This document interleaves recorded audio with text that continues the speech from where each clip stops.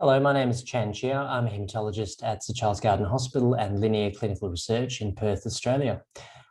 I've been asked to comment on a phase 1 dose escalation trial of the covalent BTK inhibitor TG-1701 as monotherapy and in combination with umbralisib, which is a PI3 kinase and CK1 epsilon inhibitor, and ublituximab, which is a CD20 monoclonal antibody in patients with B-cell malignancies. So briefly, this trial had two main objectives. The first was to work out the maximum tolerated and recommended phase 2 dose of TG-1701, both as a single agent and in combination with the other two agents mentioned, and also to look at the preliminary efficacy in a range of different subgroups.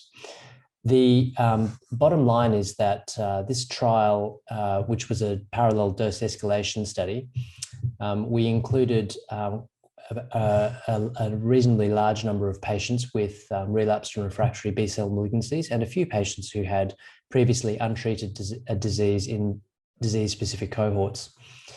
TG-1701 as a monotherapy was well tolerated. Serious adverse events were rare.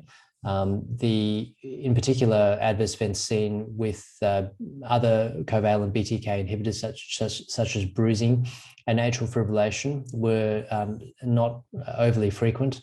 A few cases of arthralgia were seen, and the most common adverse event was respiratory tract infections seen in just over 1/3 of patients.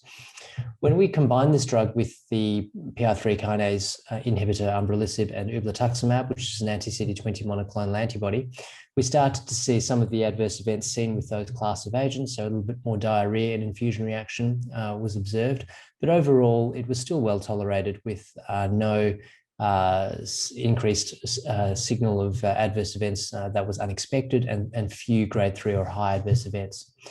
As a single agent in the dose escalation phase, the overall response rate was 57%, but perhaps more meaningful to look at the response rates in the patients with a flat dose of 200 milligrams, which was determined to be the recommended phase 2 dose in the disease-specific cohorts, and 95% of patients with CLL, 65% of patients with mantle cell lymphoma, these were BTK naive, and 95% of patients with Waldenstrom macroglobulinemia achieved a response, but these were all partial responses.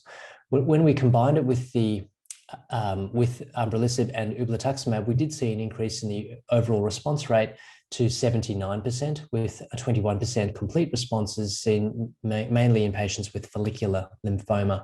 The median follow-up in the study now is 15.6 months, and a number of patients continue to experience benefit from this and are ongoing in the study, and enrollment continues. Thanks for your attention.